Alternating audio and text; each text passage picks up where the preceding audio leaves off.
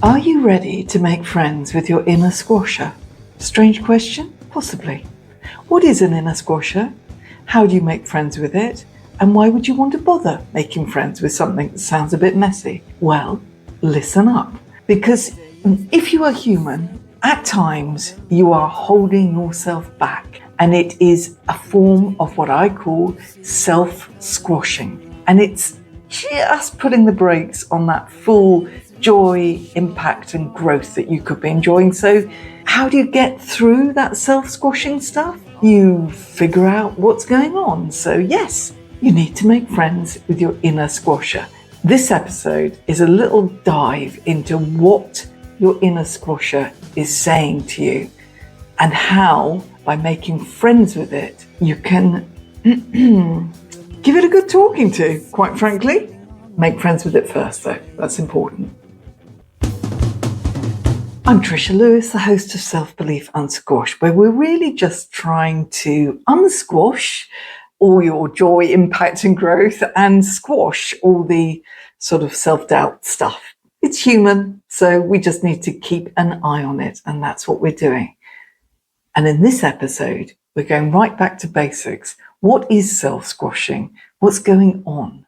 And how can we kick it into touch a little bit?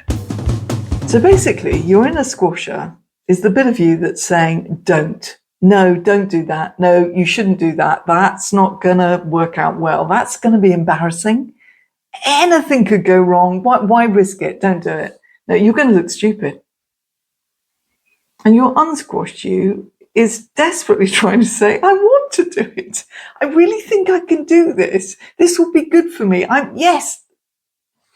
So that's a bit of a blow, isn't it, really? And that inner squasher is very, very powerful. So there's no point in just saying, I'm just going to ignore it. No, like all these things, it just doesn't work like that. You actually need to go full on in to making friends with it. In other words, it's the self-awareness bit, isn't it? Everything starts with that, really. And the more you can recognize when your inner squasher is kicking off, the more you can say, whoa, I know what you're doing here. I'm not having it. So, what kind of situations are you likely to be in when you find yourself self-squashing? Because this inner squasher, and it's quite good to think of it as an actual person inside your head. This inner squasher is in control, basically. What kind of situations? Well, it could be literally some kind of physical challenge. I have recently taken up climbing, and although I've got better and better and braver indoor, when it comes to real rock climbing, I am a complete wuss, quite frankly. And that is probably one of the greatest moments of me feeling just plain fear. Fear of what? Fear of hurting myself. So this is quite a basic one, isn't it? This is physical pain that you're trying to avoid.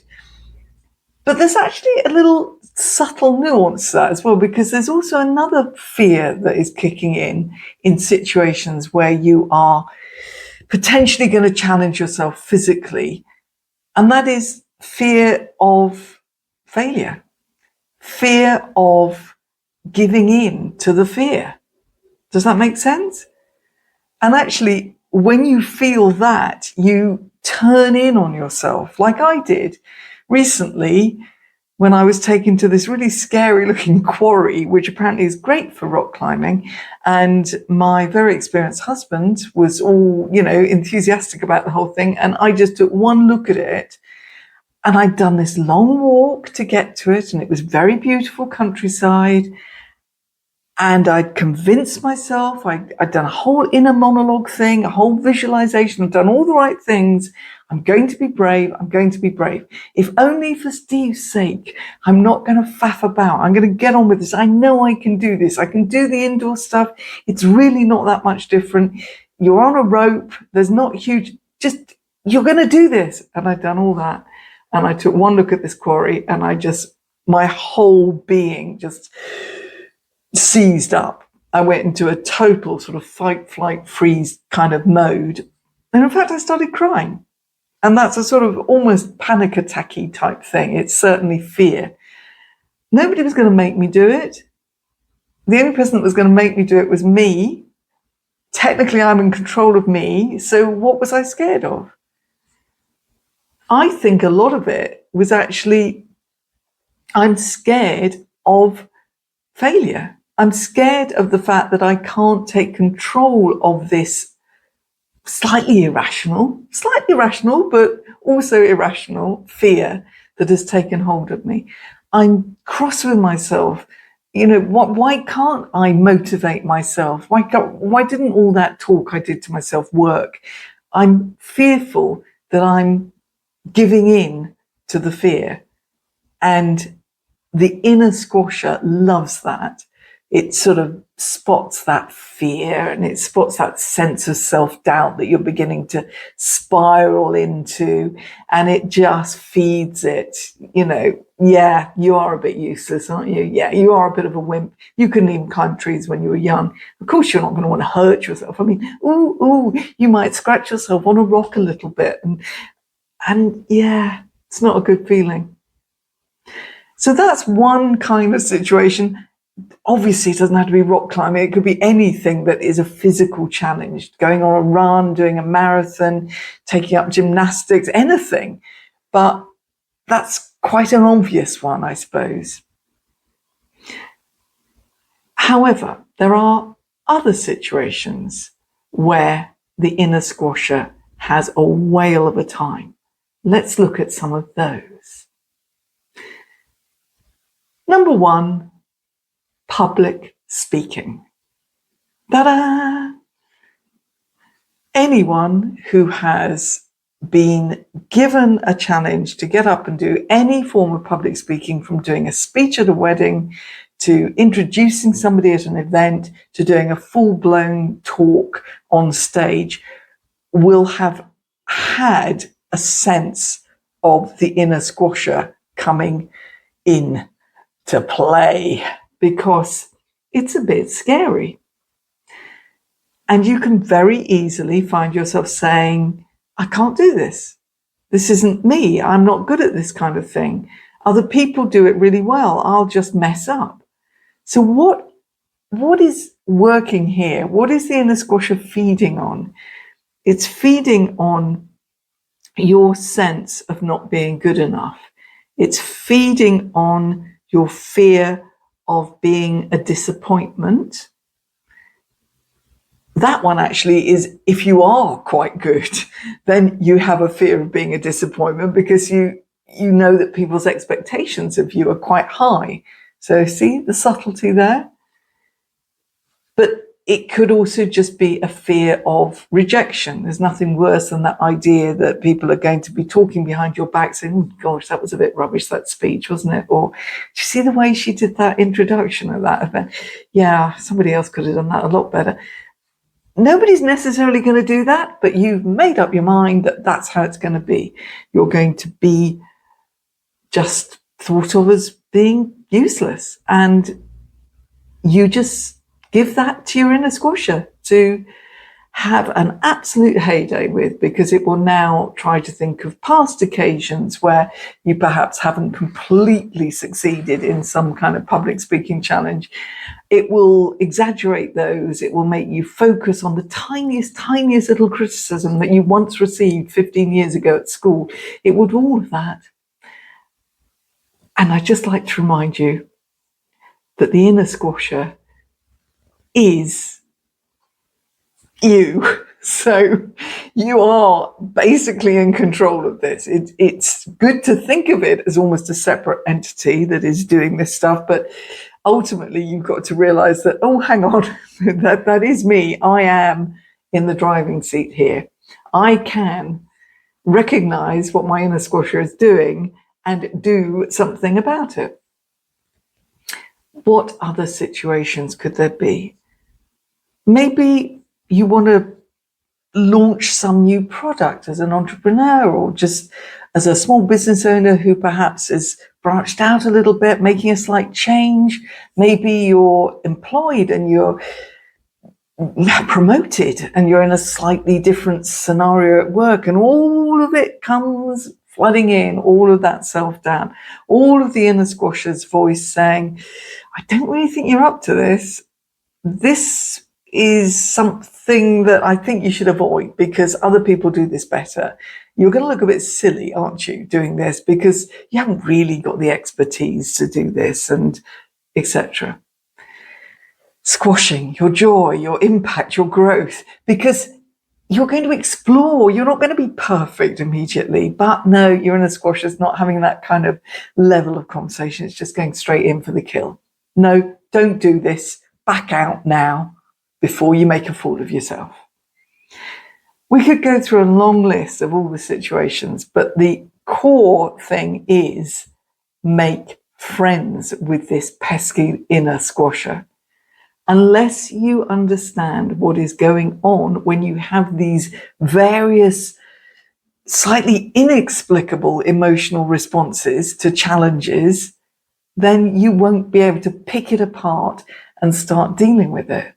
So, for instance, going back to the rock climbing situation, I recognized what was going on.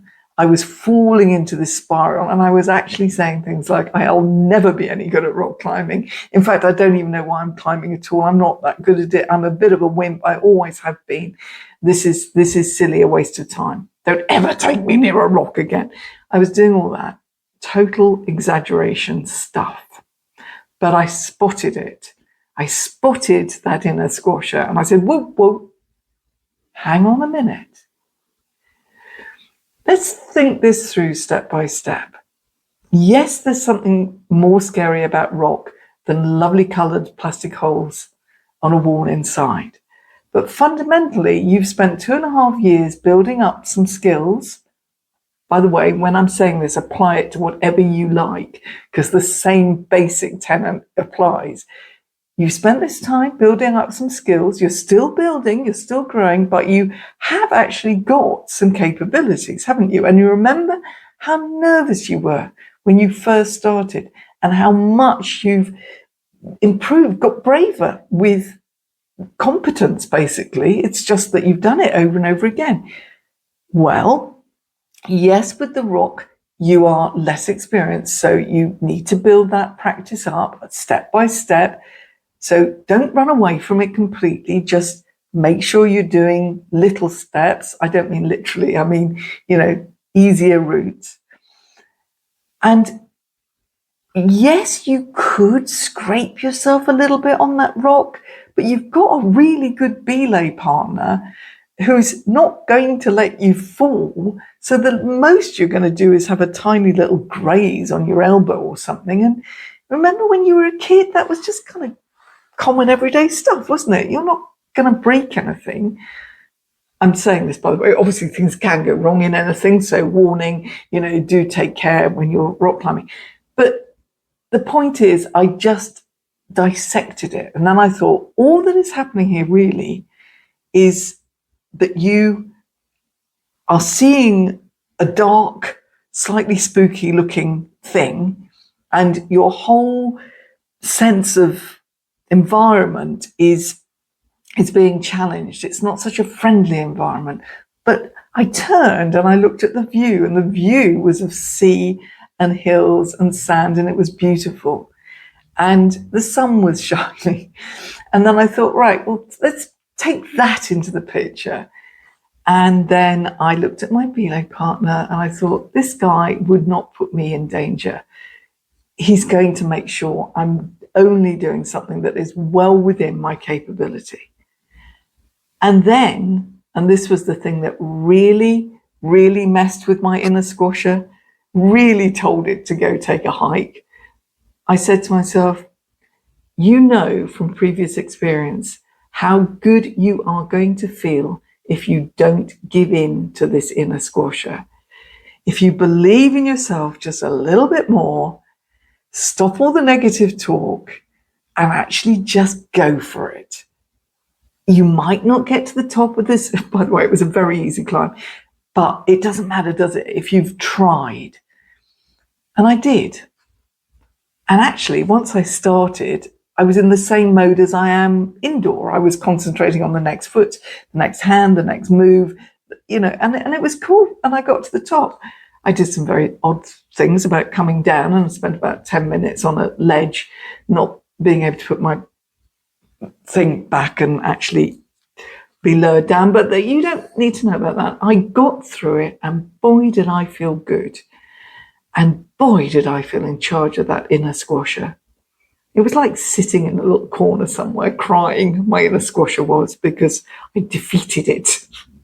So that's a good little visualization. Apply it to any of those other situations and more. The main point is make friends with your inner squasher before you have any attempt at trying to sort it, because you won't know what you're sorting if you don't get right on in there. Put everything out, as I say, on the forensics table. It's quite intriguing, isn't it, this unsquashing stuff? So if you want to know more, go to trishalewis.com. There's all sorts of resources there and links to my book, The Mystery of the Squashed Self, and my TEDx talk, Beware the Self-Squashing Prophecy. You see there's a bit of a link going on here. Stay curious and unsquashed. And the questions never change.